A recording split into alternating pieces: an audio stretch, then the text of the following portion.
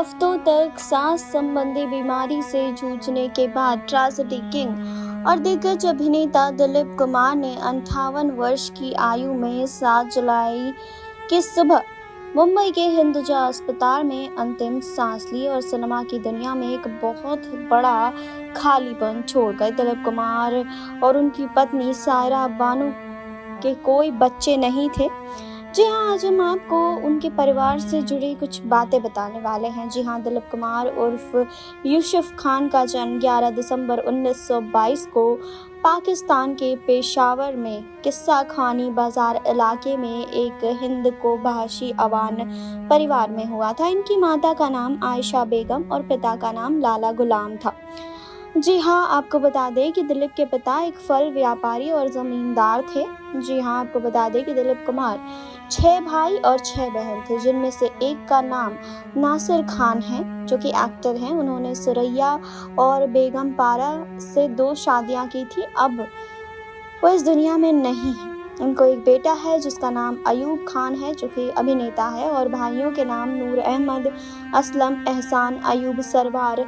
Actor के सभी भाई अब इस दुनिया में नहीं है। वहीं बहनों के नाम फरीदा खान, अख्तर, आशिफ, मुमताज़ खान, सैयदा खान, फौजिया खान, सकीना खान।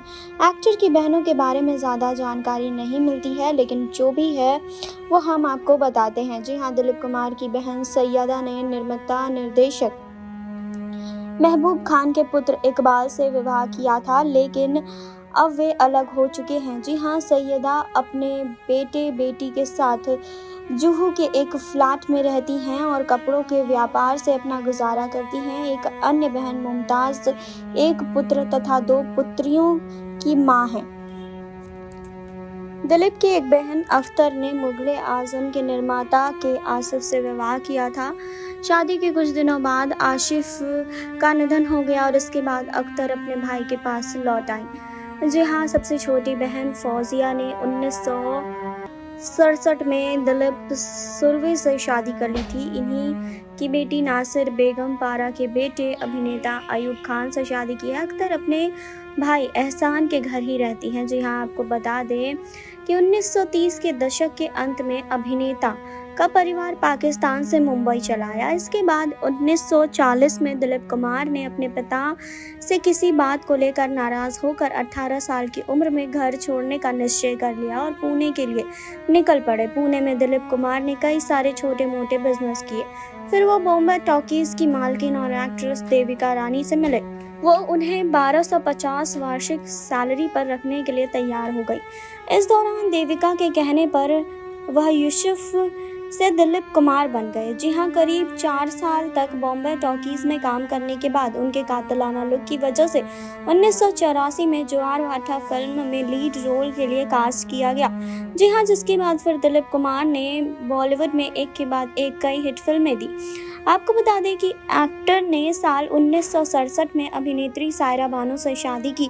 दोनों की उम्र में 22 सालों का अंतर था। इतने एज गैप के बावजूद इस कपल के बीच एक्टर की अंतिम सांस तक अटूट प्यार देखने को मिला। पति की सेवा के लिए ही सायरा ने इंडस्ट्री से साल 1977 के बाद विदाई ले ली और खुद को पत्नी और गृहिणी की भूमिका में ढाल लिया।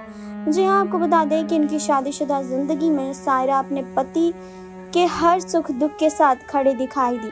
दिलीप कुमार का कई अभिनेत्रियों के साथ अफेयर रहा, जिनमें एक्ट्रेस कामिनी कौशल, मधुबाला का नाम काफ़ी फेमस रहा।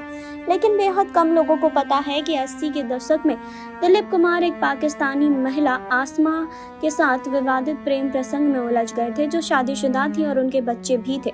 दिलीप कुमार ने आसमा से साल 1969 में गुपचुप तरीके से शादी रचाई थी, लेकिन 2 साल बाद तलाक देकर वो वापस सायरा के पास वापस आ गए थे। जी हाँ, दिलीप कुमार ने अपनी जीवनी Dilip Kumar the substance and the shadow में कहा कि आसमा के जीवन का अध्याय वह स्मृति है जिसे वो भूलना चाहते हैं, और वास्तव में उन्होंने और उनकी पत्नी सायरा ने इसे गंभीर गलती के रूप में माना। शादीशुदा जिंदगी के बाद सायरा बानू कभी मां नहीं बन पाई। दिलीप कुमार ने अपनी ऑटोबायोग्राफी में इसकी वजह बताते हुए कहा था कि सायरा पहली बार गर्भवती हुई, लेकिन 8वें महीने में उनका ब्लड प्रेशर की समस्या हो गई। इस दौरान भ्रूण को बचाने के लिए सर्जरी करना संभव नहीं था और दम घुटने से बच्चे का निधन हो गया। बाद में पता चला कि वो बेटा था। इस घटना के बाद सायरा कभी प्रेग्नेंट नहीं हो सकी। इस दर्द भरी घटना के बाद दिलीप और सायरा बुरी तरीके से टूट गए। पिता न बन पाने की टिस कहीं ना कहीं एक्टर के दिल में रह गई। वर्क फ्रंट की बात करें तो अभिनेता दिलीप कुमार ने अपने 5 दशकों के करियर में कई हिट फिल्में दी हैं। उन्होंने 65 से अधिक फिल्मों में काम किया और अपनी ऑन स्क्रीन प्रदर्शन से लाखों लोगों को प्रभावित भी किया। अभिनेता की विरासत उनकी फिल्मों के माध्यम से जीवित रहेगी। जी हाँ, आपको बता दें कि फिलहाल अब भले ही दिलीप कुमार इस दुनिया में नहीं है, लेकिन आपको बता दें कि आने वाली पीढ़ी उन्हें कभी भूल नहीं पाएगी।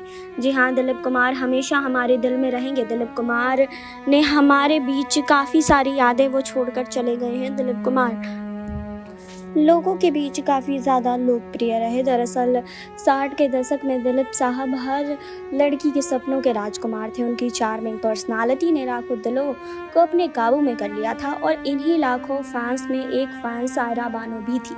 सायरा बानो 12 साल की उम्र से ही दिलीप कुमार को दीवानों की तरह चाहती थी। जी हाँ, साल 1960 में जब दिलीप कुमार की सुपरहिट ट्रेजेडी फिल्म मुगले आजम मुंबई के मराठा मंदिर में प्रीमियर हुई थी तो मात्र 16 बरस की सायरा अपने फेवरेट स्टार दिलीप की एकमात्र झलक देखने के लिए वहां गई थी। लेकिन दिलीप साहब किसी कारणवश इस प्रीमियर में नहीं पहुंचे थे, जिससे सायरा का दिल बुरी तरीके से टूट गया।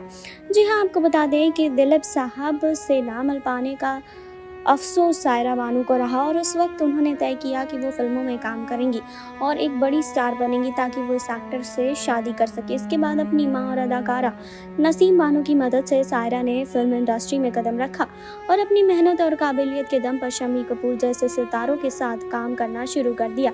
जी हाँ, आपको बता दें कि दिलीप साहब ने सायरा से अपनी केमिस्ट्री का जिक्र अपनी ऑटोबायोग्राफी में किया था। इस किताब में एक्टर ने बताया कि वो सायरा से पहली बार एक्ट्रेस की बर्थडे पार्टी में मिले थे और पहली बार ही उनकी खूबसूरती के कायल हो गए थे। उन्होंने इस मोमेंट को याद करते हुए अपनी किताब में लिखा है कि मैं जब अपनी कार से उतरकर घर की ओर जाने वाला था तो सायरा वहीं खड़ी थी। मुझे आज भी याद है, खूबसूरत ब्रोकेट साड़ी पहने सायरा को मैं उस वक्त देखता ही रह गया था। उनकी खूबसूरती ने मुझे अचंभे में डाल दिया था क्योंकि सायरा अब वो यंग गर्ल नहीं थी जिनके साथ मैंने जानबूझकर काम करने से मना कर दिया था, क्योंकि मुझे लगा कि वो मेरी हीरोइन के रूप में काफ़ी ज़्यादा यंग लगेंगी। जी हाँ, आपको बता दें कि साथ ही एक्टर ने ये भी बताया था कि कैसे वो सायरा के प्यार में भी पड़ गए थे और इसके बाद आपको बता दें कि 1967 में इन दोनों ने शादी कर ली थी। जी हाँ, तो आपको बता दें कि दिलीप कुमार अब भले ही इस दुनिया में नहीं हैं, लेकिन दिलीप कुमार को काफ़ी लोग श्रद्धांजलि दे रहे हैं। वो हमेशा ही हर किसी के दिल में मौजूद रहेंगे। तो आपको क्या कहना है कमेंट बॉक्स में बताइए। जुड़े रहिए हमारे साथ नेक्स्ट 9 न्यूज़ से। सिर्फ एक रिपोर्ट।